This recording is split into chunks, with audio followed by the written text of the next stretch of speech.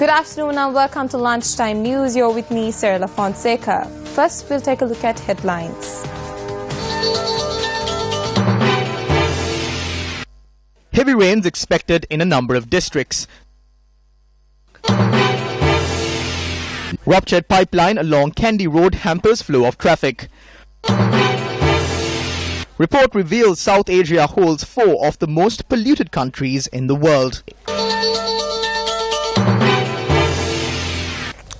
The flow of traffic along the Colombo-Kandy main road was hampered this morning after a pipeline ruptured opposite the Kadawada police station. Our correspondent notes that the pipeline ruptured at around 2:30 a.m. adding that the rupture has also damaged the road. Officials of the Water Supply and Drainage Board are currently at the scene attempting to rectify the issue. The officials expect to repair the ruptured pipeline within 12 hours.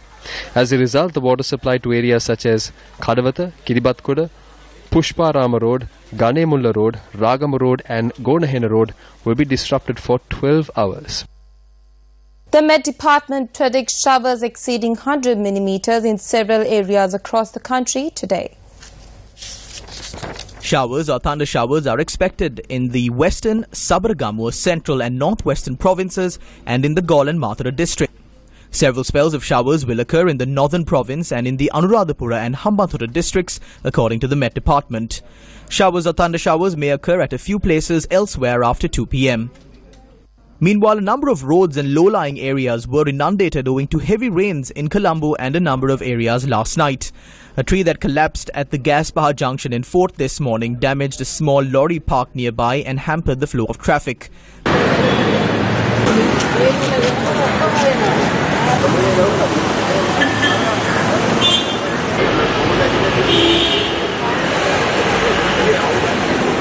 The road has been cleared.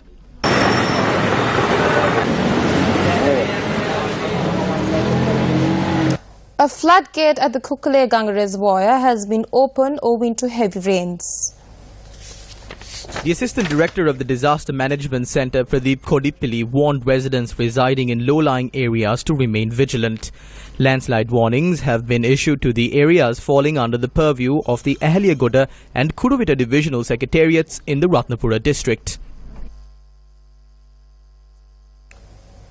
A youth employment and business startup program titled ULEAD was launched in Colombo this morning. The program, funded by the USAID, was held under the auspices of US Ambassador to Sri Lanka, Atul K. Sharp, and Minister of Skills Development and Vocational Training, Chandima Virakodi. There are 1.5 billion young people in this world, and how they feel and the degree to which they are employed will have a tremendous impact on the peace and security and prosperity of the world of tomorrow.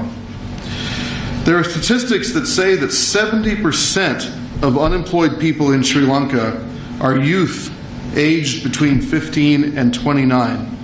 What gives me hope is that Sri Lanka is a growing economy.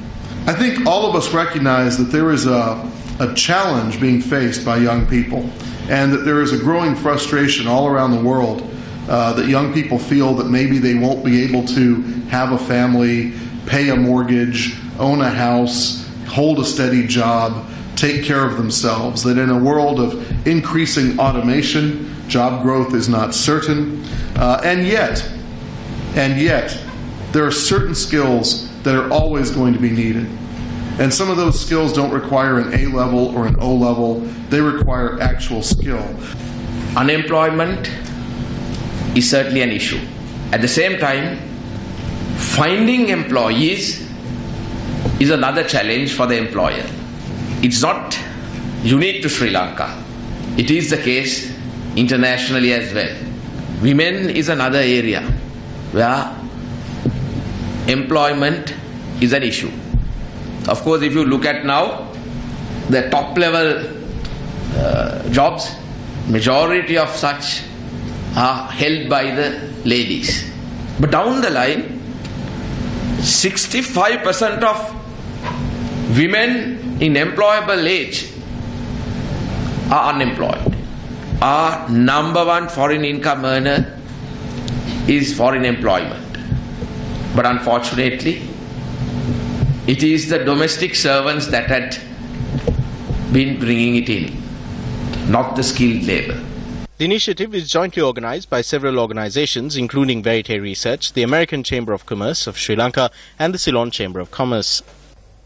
An individual who was digging for gold in a backyard of a house in the Nelubava area, Anuradhapura, was taken into police custody.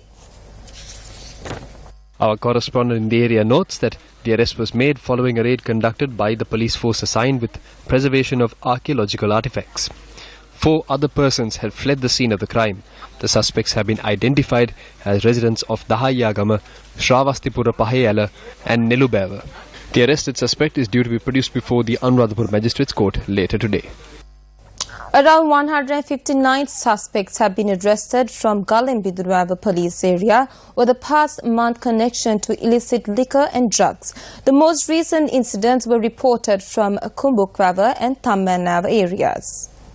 An individual who was operating a moonshine distillery at this residence in Kumbukevava was arrested yesterday. A correspondent noted that 2 barrels of Goda, 10 litres of spirits, a gas cooker and other equipment used for distilling process were seized. A locally produced firearm was also taken into police custody. 2 people who were engaged in producing illicit liquor in a wooded area in Tammanava were also arrested yesterday. The suspects were arrested by the Galembidurava police and have been released on bail.